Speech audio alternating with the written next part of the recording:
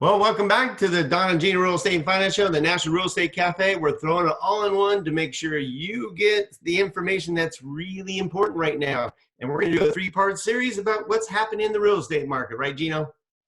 That's right. And this is one of our favorite reporting institutions, which is CoreLogic. They do the best job of reporting on home pricing in the nation.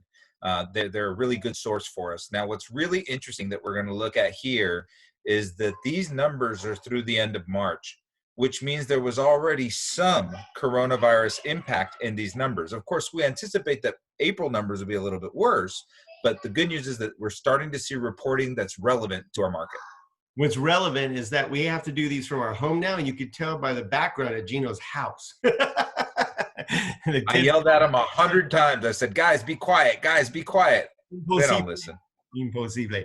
So basically, CoreLogic, U.S. Home Price Insights. So basically, I want to let you know that there actually has already been a little bit of an adjustment based on sale prices just since the Corona crisis, right, Gino? Yeah, I mean, one of the things that we're going to see here is we're probably going to see a slight dip, where we're going to see a major dip in the amount of sales.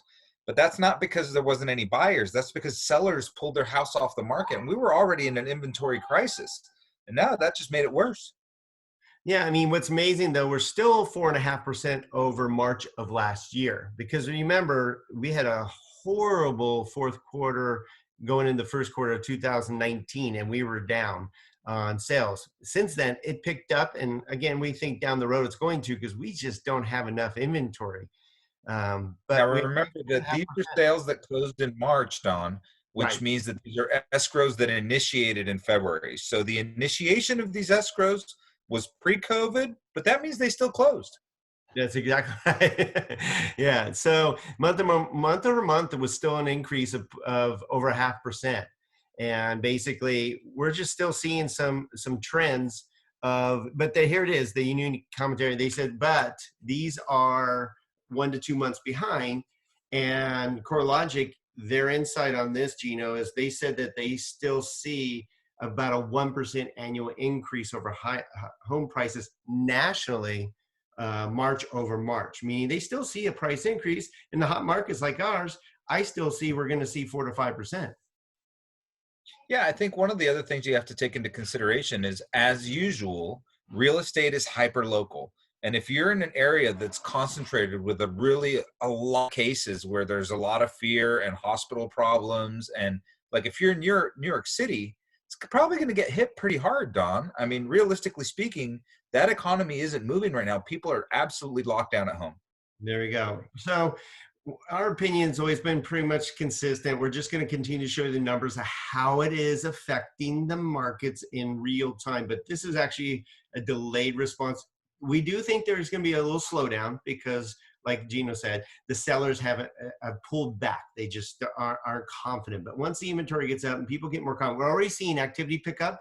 For 3 straight weeks, it's jumped 6% per week in activity in the markets, meaning everybody's getting used to the new norm. And what's nice is the good news for all of us, including you and your buyers, or you as a buyer, is technology has actually had to improve, and now we're going to make it easier than ever for you to close on a home.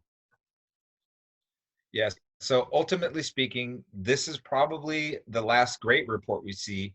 Next month's report will probably be the worst report we see, because those first 2 weeks of March, when we were just finding out information, that's when everyone was paralyzed. Now we're doing this video, we're saying the last 3 weeks we've had pickup.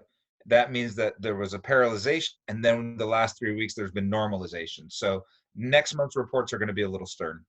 And then the lower or mid price ranges, believe it or not, in our local market, they're still seeing multiple offers in some of those homes. The higher end, well, everybody's kind of waiting to see how that plays out. But the lower end, the mid range, again, supply and demand that Gino talks about every time goes into play. And we're still not having an issue with values that much out here, at least in Southern California.